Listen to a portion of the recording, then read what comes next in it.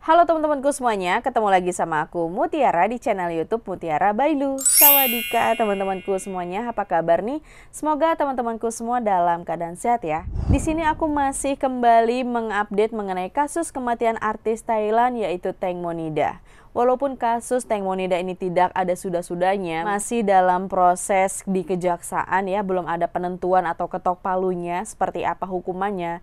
Namun di sini ada kabar-kabar penting yang harus aku sampaikan untuk teman-teman semua. Oke, langsung saja kita mulai ke berita yang pertama. Di sini ada kabar dari Bang Jack yang dimana Bang Jack ini telah mengupdate sebuah ancaman untuk Ibu Panida yang dimana pada tanggal 7 Juli lalu yang aku pernah update dan aku bicarakan bahwa Ibu Panida ini telah resmi mencabut tuntutannya kepada kepolisian mengenai kasus pembunuhan anaknya yaitu Teng Monida. Di sini kenapa Ibu Panida mencabut tuntutannya atas pembunuhan anaknya? Nah, ini teman-teman sudah aku jelaskan di video sebelumnya ya, teman-teman bisa menontonnya. Dan di sini kan dengan Ibu Panida ini mencabut laporannya kepada kepolisian, nah itu menuai banyak sekali komentar pedas, komentar yang sangat tidak diduga-duga dari masyarakat Thailand. Betapa masyarakat Thailand ini juga kecewa dengan keputusan Ibu Panida dalam mencabut laporannya tersebut. Dan di sini Bang Jack juga ikut gregetan sama Ibu Panida. Bang Jack juga mengupload kata-kata melalui akun sosial media Teng Monida yaitu Facebooknya ya, Melon Official. Di sini Bang Jack menuliskan kata-kata seperti ini. Ibu mencabut gugatan terhadap 5 pelaku yang ada di speedboat itu. Tetapi herannya ibu berjanji untuk menuntut kerugian fisik kepada orang lain. Tapi jika ibumu tidak mengikuti, jangan melawan saya. Itu maksudnya kalau keinginan dari Ibu Panida ini untuk menuntut kerugian fisik terhadap anaknya, kalau tidak terpenuhi jangan protes, jangan salahin atau jangan mengeluh ke saya. Maksudnya mengeluh ke Bang Jack-nya. Karena di sini kan Ibu Panida mencabut laporan atas pembunuhan anaknya dan menggantikannya dengan menuntut kerugian fisik yang telah dirugikan oleh anaknya gitu ya. Kerugian fisik itu maksudnya terdapat luka-luka di fisik anaknya yaitu Teng Monida hingga menyebabkan anaknya ini meninggal dunia. Kemudian Bang Jack juga bilang, apakah yang akan terjadi setelah ini? Mari kita saling mengawasi kasus ini. Dan kemudian kita beralih ke kabar berikutnya. Di sini Gatik marah terhadap media. Ya, dia mengungkapkan kekecewaannya terhadap hasil putusan yang mungkin udah dikasih kisi-kisi atau gambaran berapa tahunnya mereka akan kena kurungan penjara seperti itu. Dan di sini Gatik terlihat marah-marah. Teman-teman bisa melihat dulu videonya seperti ini. Ya, Gatik ini protes dan mengutarakan kekecewaannya bahwa dia akan dihukum ya atau kena hukuman penjara selama 10 tahun. Dan Gatik merasa tidak adil karena apa? Karena si Sen yang selama ini bersama Gatik, ternyata si Sen ini tidak diberi hukuman sama sekali, hanya dikenakan denda saja. Yang dimana itu artinya si Sen ini bebas dari kurungan penjara. Wow, luar biasa sekali teman-teman kekuatan si Sen ini ya. Karena si Sen ini kan kita tahu ya orang yang sangat berada, orang yang di antara semua pelaku itu si Sen inilah yang paling banyak duitnya. Walaupun duit-duit itu adalah berasal dari kekayaan dari orang tuanya. Dan kemudian untuk Por, di sini Por dikenakan hukuman 1 hingga 2 tahun hukuman penjara. Sangat kecil sekali ya. Benar-benar di luar dugaan, ini hanyalah bayangan kira-kira akan seperti inilah nanti keputusan jaksa teman-teman. Karena di sini sudah terdapat bocoran-bocoran yang tersebar di media-media berita-berita Thailand gitu. Dan kemudian kita lanjut si Robert. Robert juga sama kayak si Por, hanya dikenakan hukuman 1 sampai 2 tahun hukuman penjara. Begitu juga dengan Job. Job ini juga dikenakan hukuman 1 hingga 2 tahun hukuman penjara. Jadi hanya Gatik lah yang terkena hukuman paling banyak dikarenakan Gatik telah menghilangkan, menghapus semua barang-barang bukti yang ada di handphone, baik itu handphone Gatik maupun handphonenya Teng Mo. Itu dikarenakan kena pasal penghapusan atau penghilangan barang bukti itu berat ya hukumannya, makanya si Gatik ini langsung diberikan atau dijatuhkan hukuman selama 10 tahun hukuman penjara. Oke, dan kemudian kita beralih ke kabar berikutnya. Di sini ada kabar dari Bird. Baru-baru ini Bird telah memposting sebuah postingan yang membuat masyarakat Thailand ini salah fokus sepertinya. karena kok tiba-tiba yang katanya ya dulu si Bird ini tidak menerima endorsan, tidak mau menerima bayaran apapun ketika diwawancara gitu ya, tidak mau diwawancara, tidak mau menerima bayaran atau mengambil keuntungan apapun dalam kasus kematian Teng Monida ini. Bahkan begitu juga ketika si Bird ini menjual baju-bajunya ya, baju kaosnya yang telah terjual waktu itu 1000 pieces, itu dikarenakan tidak bisa lebih lagi karena Bird hanya punya modal untuk 1000 pieces pertama seperti itu. Dan kemudian sekarang ini postingannya Bird ini kok tiba-tiba muncul seperti endorsan seperti itu. Endorsannya ini teman-teman bisa cek langsung ke Instagramnya Stoner BKK atau Bird. Dan di sini dia mengendorse kacamata dan juga baju kaos gitu teman-teman. Apakah endorse ini punya temennya gitu ya? Apa kita juga nggak tahu deh. Karena tiba-tiba dia nge-tag sebuah brand gitu. Dan brand ini cukup terkenal teman-teman. Bukan cukup lagi brand yang terkenal gitu teman-teman. Tapi memang brandnya ini ditaruh ya di paling belakang gitu. Dan ini membuat pembicaraan aja sih sama masyarakat Thailand gitu. Tapi tidak mengurangi rasa hormat masyarakat terhadap Bird juga. Maksudnya ya tetap mensupport Bird gitu kan. Bahkan di komentarnya aku baca, "Hai Bird, apa kabar? Apakah kamu baik-baik saja?" Dan aku juga banyak melihat dan membaca komentar-komentar dari orang Indonesia juga yang mendukung dan mensupport Bird.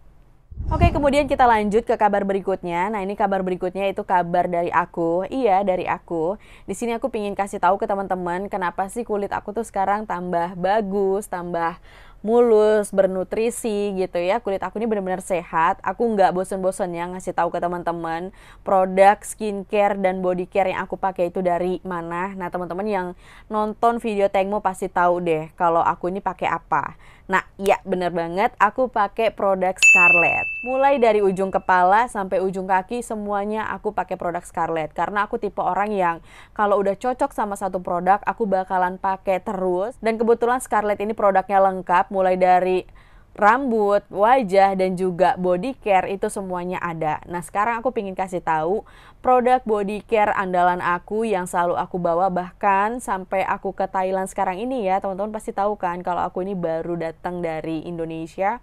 Aku selalu menyetok produk-produk Scarlett untuk aku bawa ke Thailand supaya aku bisa selalu menggunakan produk Scarlett secara rutin dan juga konsisten. Supaya apa? Supaya kulit aku ini selalu ternutrisi, selalu sehat, bersih, glowing, dan bersinar. Makanya mumpung aku balik ke Indonesia kemarin, saatnya aku nyetok produk-produk Scarlett. Nah, di sini aku ingin menjelaskan ketika aku mandi, pertama-tama yang aku lakukan itu untuk menghasilkan kulit yang bersih, sehat seperti aku ini, aku selalu memakai produk Scarlett yang body care-nya. Nah, di sini ketika mandi, body scrub ini bisa kita pakai 2 kali seminggu atau terserah teman-teman kapanpun perlunya, itu bisa banget. Dan di sini aku aplikasikan ke tangan dan seluruh tubuh. Dan yang aku suka di sini bulirannya lembut, wangi, dan wow, menenangkan sekali. Cukup diamkan 2-3 menit kemudian bilas.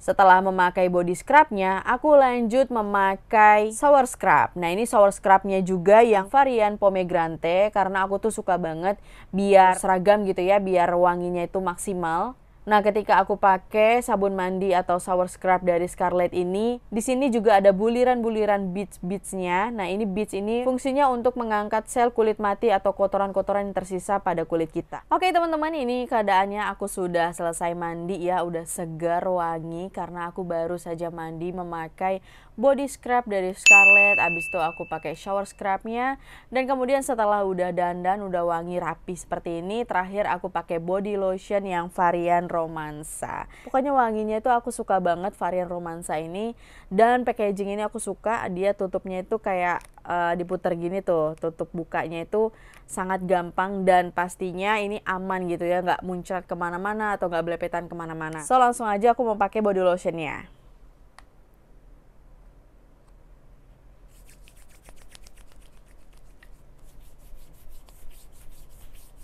Oke, nah teman-teman bisa lihat ini perbedaannya tuh. Kulit aku jadi sebelah sini tuh lebih putih kan, langsung secara itu. Dan mengenai muka aku ini berseri-seri juga karena makin glowing ini juga dari cahaya matahari teman-teman tuh. Jadinya ini natural alami, tapi memang skincare semuanya dari body care, skincare itu bener-bener bagus banget. Produk dari Scarlett ini memang paling cocok di aku. Dan untuk manfaat-manfaatnya itu banyak banget, makanya aku juga bukan hanya suka wanginya, melainkan manfaatnya itu yang paling utama. Dan aku bakalan sebutin manfaat-manfaatnya di sini. Dan yang pastinya dengan wanginya yang seharian, wah bikin pasangan atau suami kita juga ikut memuji loh. Pokoknya kalau aku pribadi, aku suka banget semua produk-produk Scarlett. So buat teman-teman yang mau samaan juga sama aku nih, body care, face care, atau perawatan rambut, teman-teman bisa order produk-produk Scarlett.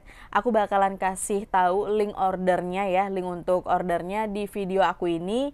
Teman-teman bisa cek aja langsung ke description box aku di video ini.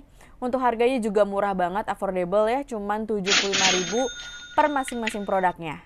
So, tunggu apa lagi teman-teman, sayangi kulit kalian, rawatlah sedini mungkin dengan produk-produk dari Scarlett. Oke teman-teman, sekarang kita lanjut ke kabar berikutnya. Di sini ada kabar dari Ibu Panida, ada juga sahabatnya Teng Monida yaitu Ana dan Mo Amena. Di sini mereka bertiga sedang bekerja sama membongkar lemari pakaiannya Teng Monida. Pakaian-pakaian Teng Monida ini sebagian akan dijual dan hasil penjualan baju dari Teng Monida ini akan digunakan untuk amal ya. Jadi hasil dari penjualan baju Teng Monida ini digunakan seluruhnya untuk amal. Dan di sini bajunya nggak keseluruhan semuanya dijual ya teman-teman. Hanya beberapa baju, sebagian baju saja yang dijual dan seluruh hasilnya untuk diamalkan. Itu artinya hubungan Ibu Panida dengan sahabatnya Teng Mo yaitu Ana dan Mo Amena itu baik juga ya. Karena mereka mau bekerja sama dalam memilihkan baju-baju Teng Mo yang mana saja yang mau dijual. Kemudian hasil penjualannya ini seluruhnya disumbangkan untuk beramal. Oke, kita beralih ke kabar berikutnya. Ini mengenai kain putih atau rok Teng Mo yang dipakai pada malam hari kejadian itu.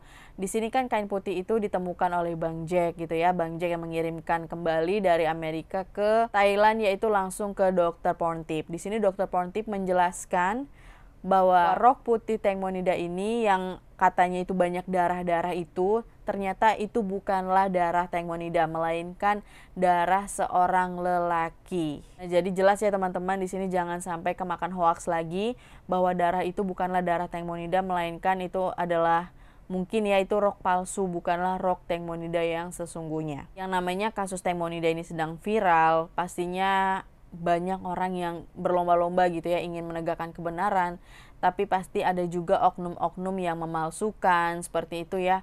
Pasti ada saja gitu yang mengambil manfaat dari kejadian Teng Monida ini. Oke teman-teman, kita beralih ke kabar berikutnya. Ini mengenai sertifikat kematian Teng Monida atau akta kematian atau surat kematian Teng Monida. Di sini ada kabar bahwa sertifikat kematian Teng Monida ini telah dipalsukan. Nah, di sini teman-teman jangan kemakan hoaks lagi ya. Di sini sebenarnya bukan dipalsukan, tapi di sini ada kekeliruan antara pihak rumah sakit, pihak pemerintahan yang membuat surat kematian itu, dan juga antara kepolisian. Karena di sini tertulis bahwa tanggal kematian Teng Monida ini adalah tanggal 24. Nah, di sini orang-orang bingung sebenarnya meninggalnya itu di tanggal 24 atau tanggal 26 sih saat jenazah Teng Monida ini ditemukan. Karena mengingat kondisi dari jenazah Teng Monida ini ketika ditemukan di tanggal 26 Februari 2022 lalu, ini kondisinya masih mengalir darah segar. Terus dia juga badannya nggak bengkak sampai yang kayak tenggelam 2 hari gitu loh teman-teman. Nah, disitulah yang membuat miskomunikasi dan masih bertanya-tanya sebenarnya Teng Monida ini meninggal di tanggal 24 atau di tanggal 26 sih. Nah, jadi seperti itu ya teman-teman, jangan kemakan hoaks lagi. Ini hanyalah salah komunikasi, salah persepsi saja, tidak ada niat untuk memalsukan segala macam. Tapi di berita-berita heboh sekali bahwa surat kematian atau sertifikat kematian Teng Monida ini dipalsukan.